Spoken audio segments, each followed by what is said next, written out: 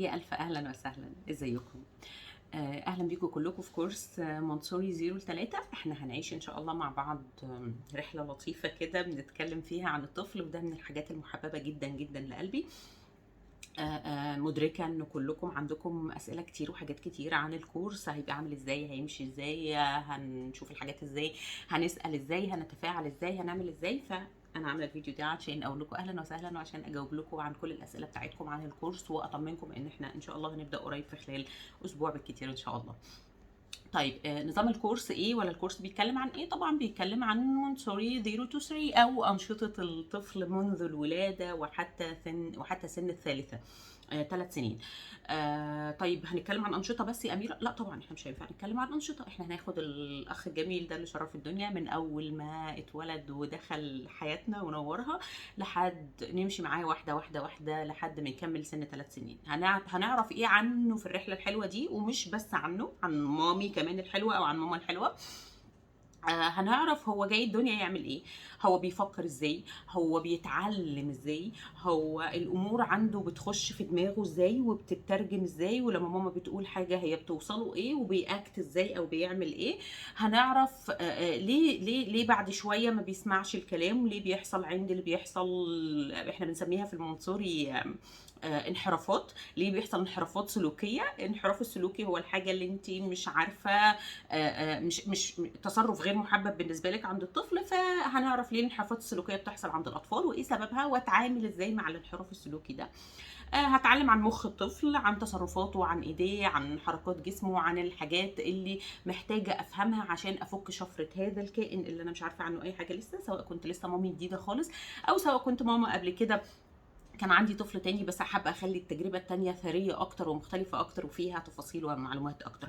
لما نتعلم كل الحاجات دي عن الكائن اللي جاي يعني يغزو حياتنا ده، هنبدا نمشي واحده واحده بقى من الميلاد. ايه الحاجات اللي المفروض اعملها معاه، والانشطه اللي المفروض اعملها معاه عشان ازود عنده بقى التركيز، الذاكره، المخ، اخليه يفكر اكتر، اخلي حركاته والعضلات بتاعته تبقى افضل، اتصرف معاه ازاي واعمل معاه ايه، بحيث اني احس في الاخر انه انا اشتغلت على كل المهارات بتاعته، نميت عنده كل نقاط الذكاء واخترقت كل المناطق اللي محتاجه تخترق وتنمى، وابقى عندي طفل شامل مستقل، بسعى معاه للاستقلال، مش لازق فيا طول الوقت. عندي طفل قادر يختار، قادر ياخد قرار، عندي طفل قادر ان هو يواجه المشاكل اللي بتحصل له، عندي طفل بيعرف يركز وبيقعد على الحاجات وبيشتغل، وهكذا. هنشتغل على كل المناطق المختلفة اللي عند الطفل اللي محتاجة انها تنور اكتر، ان احنا نعرفها اكتر، وان احنا ننميها اكتر ونشتغل عليها. طيب واحنا بنشتغل على الحاجات دي نسيب ماما بقى؟ لا طبعا، ما هي ماما دي هي الشخص اللي بتعلم الطفل الحاجات دي او بتتعامل مع الطفل بالحاجات دي. فهنعمل ايه؟ هنتكلم عن ماما بقى. تصرفات الطفل ده بتعمل معاها ايه، بتأثر عليها ازاي، هي لما بتعمل كذا هو رد فعله بيبقى ايه وليه، وايه اللي بيحصل ما بينهم. فهنتكلم عن افعالك وتصرفاتك والحاجات اللي انت بتعمليها اللي بتؤدي لكذا، او ازاي تغيري نمط التصرف مثلا من الطريقه دي للطريقه دي، او تغيري طريقه الكلام من الطريقه دي او الطريقه دي، وتجربي وتست انا طفلي بيتعلم ازاي، او بيبقى افضل طريقه تواصل بيني وبينه ازاي. طبعا هنتكلم عن انماط الاطفال، كل نمط. واحب اوضح من دلوقتي اصلا انه لحد سن 3 سنين احنا مش بنشخص الطفل بنمط معين، يعني ما ينفعش قبل سن 3 سنين اقول ان الطفل ده حركي او حسي او سمعي او بصري، ما ينفعش. احنا بنشخص ده بعد سن 3 سنين، لكن قبل سن 3 سنين بنشتغل على كل المناطق دي عشان ننميها، عشان بعد سن 3 سنين يبقى عندي طفل متوازن. هدفي من الكورس ده انك تطلعي بحاله من التوازن كأم، مش حاسه ان في كفه مايله عن كفه، مش حاسه ان انت اشتغلتي على حته اكتر من حته، مش حاسه ان انت نسيتي حاجه، مش حاسه ان فاتك حاجه، مش حاسه انك ما جربتيش حاجه وما استمتعتيش كمان بامومتك، مش حاسه ان الامومه دي كانت ضغط عليكي، لا بالعكس دي كانت حاجه حلوه وكانت تجربه لطيفه وممتعه استمتعتي بيها. هنمشي معاكي الرحله من اول الولاده ولحد سن 3 سنين. هنشتغل على تكوين الطفل، دماغه ومخه ونفسيته. انت كمان هنشتغل على حالتك النفسيه والحاجات اللي بتشتغلي عليها، ده هيكون بنسبه اقل، يعني الاكتر هنركز على الطفل. وبعدين هناخد انشطه المونسوري من الميلاد لحد سن 3 سنين، هشرحها كلها تدريجيا وانا ماشيه.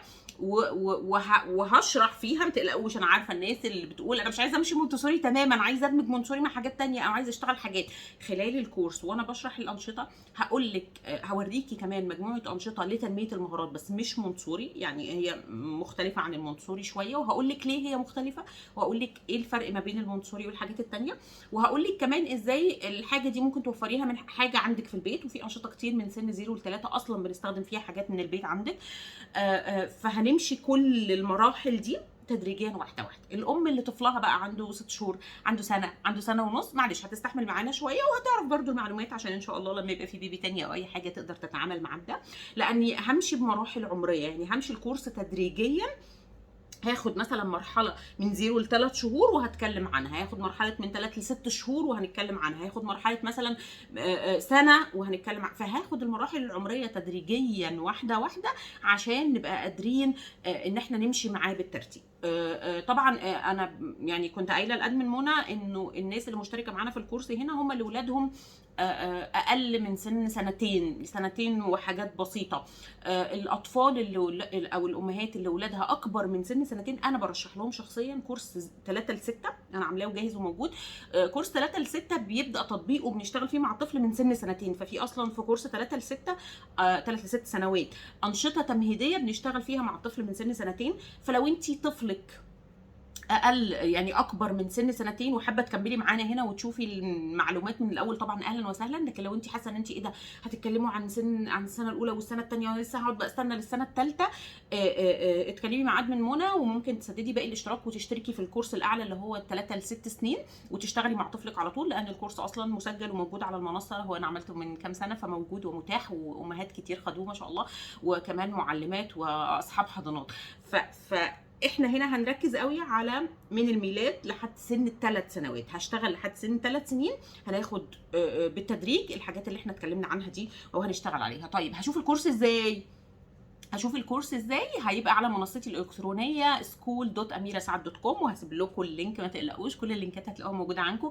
ادمن ايه هتساعدني في ده وتحط لكم اللينكات. المدرسه الالكترونيه بيبقى عليها نظام الفيديوز بطريقه الكترونيه، يعني انا بسجل الفيديوز بنسجلها بطريقه احترافيه تماما وبيحصل لها مونتاج وبنشتغل عليها، وبعدين ادمن ايه بترفعها على المنصه الالكترونيه والمنصه بتنقلك اوتوماتيك من فيديو لفيديو. بعد ما تشوفي الكترونيا وبتدوسي عليها وبتختاري الفيديو اللي بعده بتبقي شايفه كل القائمه بتاعه الفيديوهات باسامي الفيديوهات كلها، فبتقدري تختاري بعد كده لو انت هترجعي تاني للكورس الفيديو اللي انت عايزاه. فبيبقى الطريقه الكترونيه ومريحه جدا ومناسبه لاي حد. معاكي موبايل هتفتحي عليه، معاكي لابتوب هتفتحي عليه، فتبقى الموضوع سهل. هتعملي ايه؟ هتشتغلي على المنصه الالكترونيه، وبعد الفيديو ده ان شاء الله ادمن ايه هتنزل لكم بوست فيه طريقه عمل اكونت او حساب على المنصه الالكترونيه ازاي، وهتتابع معاكم في التعليقات وفي الحاجات بتاعه البوست دوت لو عندك اي مشكله، وادمن منى كمان على رسائل الصفحه هتتابع معاكم ده. طيب يبقى انا كده عرفت مضمون الكورس، عرفت المنصه الالكترونيه. طيب انا بقى عايزه اسالك يا اميره، يعني هنتابع ازاي مع بعض؟ هنتابع هنا على جروب الكورس ان شاء الله. بعد ما نمشي شويه كده في الكورس حاجات بسيطه، يعني هيبقى في بوست بينزل للاسئله بتحطوا فيه الاسئله بتاعتكم، واتمنى انه في اول الكورس الاسئله تبقى ريليتد وليها علاقه قوي باللي احنا شرحناه وبالجزء اللي احنا بنشتغل فيه. يعني مش عايزاكي تدخلي بكونسبت انت عندك مجموعه اسئله معينه وعايزه اسالها واطلع بنتيجتها وخلاص، لا انا عايزاكي تفتحي كل البراح المسموح جواكي انك تستقبلي الحاجات اللي هنقولها وتجربيها وتختبريها وترجعي معانا تقولي يا اميره كذا كذا حصل وعملت كذا زي ما انت قلتي مثلا، او زي ما حصل كذا وعايزه اشوف ايه اللي هيحصل بعد كده، او حصل كذا قولي يلا نعمل ايه.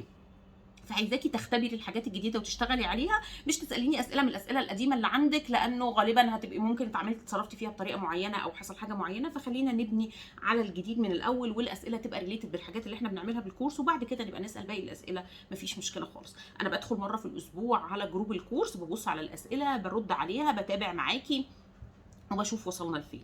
طيب التطبيقات بقى لما نخش عند مرحله احنا بدانا انشطه وبدانا نشتغل مع الولاد وبدانا نعمل حاجات، الجروب دلوقتي مغلق، الادمنز بس هم اللي بيعملوا بوستنج عليه. ان شاء الله اول ما ندخل في مرحله التطبيقات هنفتح الجروب ليكي، تقدري تعملي بوست على الجروب بالتطبيق ليكي مع ابنك، كلنا نشارك ونقول لك برافو عملتي كذا، طب زودي كذا، لو كان كذا كان مش عارف ايه، وايوه حلوه قوي انا هعمل زيك، وهنشارك كلكم هتشاركوا وتبقوا مع بعض في الرحله الممتعه دي، بحيث تشجعوا بعض وتبقوا كوميونتي ومجتمع لبعض داعم يحسسك ان انت مش لوحدك في هذا الحمل الثقيل يعني.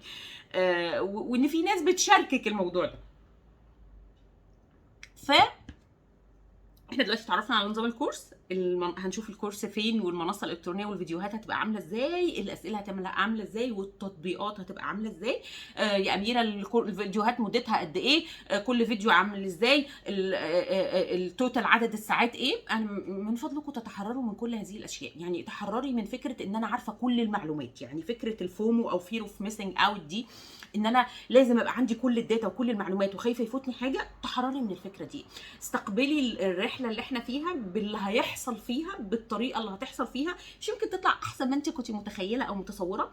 زمان لما كنت قبل بقى ما اتعلم جامد يعني واشتغل كتير على نفسي وابقى كمان كوتش، كنت بحب قوي فكره ان انا لازم ابقى عارفه كل الانفورميشن، عارفه اللي هيحصل من الاول للاخر وكذا، ومتحكمه في كل الامور وعارفاها ومظبطاها تماما. بعد كده لما اتعلمت اكتر وفهمت اكتر وفتحت براح جوايا اكتر، فهمت وادركت انه ادي مساحه للرحله، ادخلي الرحله اللي انت داخله فيها او التجربه اللي انت داخله فيها، وادي مساحه للحاجات الغير متوقعه او الحاجات اللي انت مش لازم تبقي مسيطره عليها ومش لازم تبقي عارفاها كلها.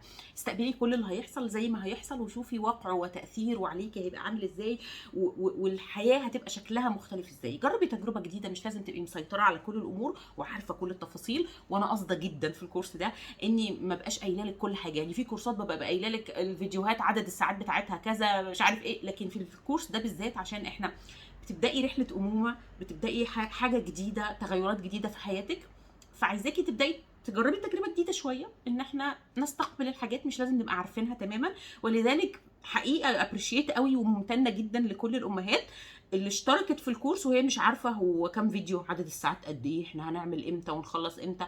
وانا حاطه لكم طبعا افريج، يعني مش اقل من 6 شهور، مرتين في الشهر هننزل فيديوهات، فحط لكم افريج بحيث يطمن، بس هو مش يعني مش واضح قوي، مش محدد تماما. وده كان مقصود جدا جدا جدا، وقصده ده قوي عشان نخوض في تجربه جديده مع بعض ونخش فيها واحنا مستقبلين كل اللي هيحصل فيها، ومش لازم نكون عارفين كل حاجه بالتفصيل الممل. ما سيحدث داخل الرحله استقبليه، لانه انا شخصيا مش عارفه ايه اللي ممكن يحصل. يعني انا شخصيا محدده العناوين والحاجات ومجهزه الانشطه والحاجات كلها، بس ايه اللي هيحصل جوه الكورس I don't know، مش عارفه. يعني على حسب الحاله اللي هتطلع ساعتها، على حسب الابجريد اللي عندي، لان انا الحمد لله من الناس اللي كل يوم بتعمل ابجريد في شخصيتها، فعلى حسب الابجريد اللي عندي هديكي الحاجه. فما ما تقيديش نفسك، اسمحي للبراح كده ان هو يحصل وللحاجات ان هي تحصل جواكي. بس احب اطمنك انه الكل يعني طريقه شغلنا بتكون او طريقه شغلي بتكون انه انا باجي في اسبوع بشوف مساحه في الاسبوع ده، يوم فيه مثلا ابقى عندي الطاقه ان انا اشرح واشتغل، فبسجل وبصور وبديهم الحاجات الفيديوهات والحاجات يشتغلوا عليها المساعدين اللي معايا الجمال الحلوين دول. وبعدين الاسبوع اللي بقى في خلال الاسبوع هم بيخلصوا بقى ايديتنج على الحاجات وبيعملوها وبينزلوها على المنصه، وادمن بتيجي تقول لكم هنا على الجروب انه في مجموعه فيديوهات بتنزل النهارده او نزلت على المنصه فتقدروا تشوفوها. بسيب لك كمان اسبوع، يعني الاسبوع اللي انا اشتغلت فيه، وبسيب لك كمان اسبوع تشوفي الفيديوهات، شوفي كل يوم فيديو.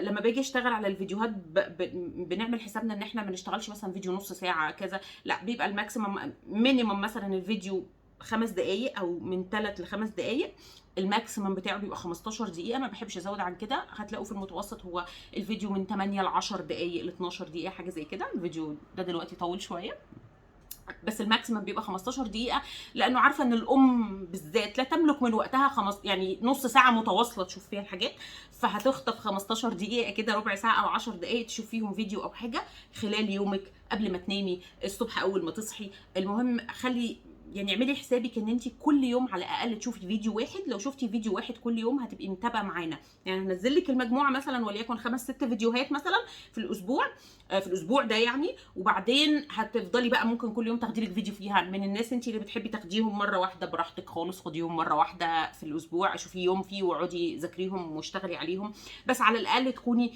معانا اون تراك عشان تقدري ان كل شهر تبقي شايفه المجموعتين اللي نزلوا من الفيديوهات.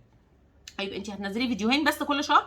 لا، انا هنزل مجموعه فيديوهات مرتين في الشهر. يعني غالبا انا هشتغل اسبوع وانتوا هتتفرجوا اسبوع، بعدين هرجع اشتغل اسبوع، بعدين اسيبكم تتفرجوا اسبوع. فيبقى كده في الشهر نزلنا مجموعه فيديوهات، واسيب لكم سبيس ومساحه ان انتوا تشتغلوا عليهم عشان تقدري تلاقي وقت خلال يومك كأم. انا عارفه ان انت مضغوطه، فخلال يومك كأم تقدري تلاقي وقت تتفرجي على الحاجات وتقولي لنا عملتي ايه وايه رايك فيها. طيب اللي طالباه منكم دلوقتي حالا ان انتوا تدخلوا على بوست التعريفات لو سمحتوا. بوست التعريف مهم جدا. اولا بيعرفنا كلنا على بعض، ثانيا ببقى ببص فيه كل شويه واشوف هو الامهات اللي معايا اعمار ولادهم قد ايه، عشان اركز على الاعمار دي كويس واخد بالي منها. ماشي؟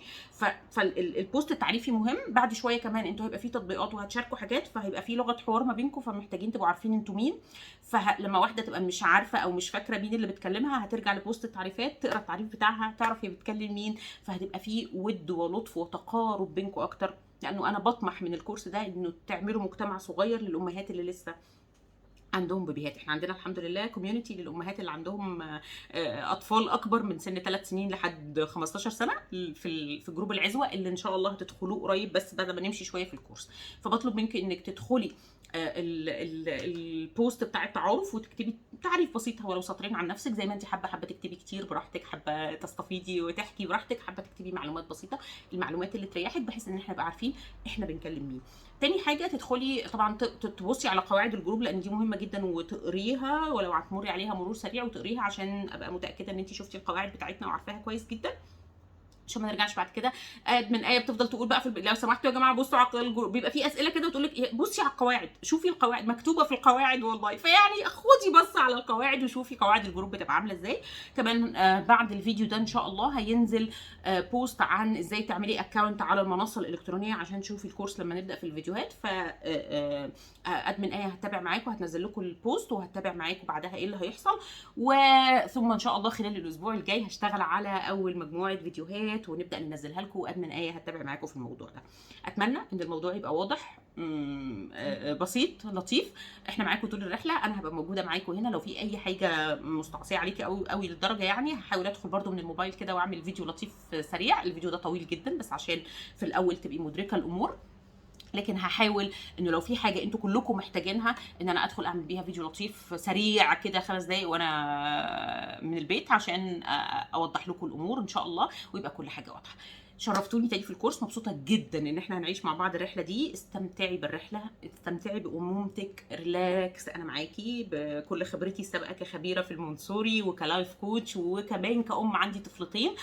احنا مع بعض، مش هسيبك حتى بعد ما الكورس بيخلص. الجروب ده بيفضل موجود وبفضل اخش كل اسبوع اجاوب على الاسئله، لانه بتبقوا خلاص المجتمع بتاعي الامن اللي انا حاسه فيه بالامان واللي انا مرتاحه فيه، وانتوا كمان بتبقوا مرتاحين فيه، فما بنقدرش خلاص نستغنى عن بعض.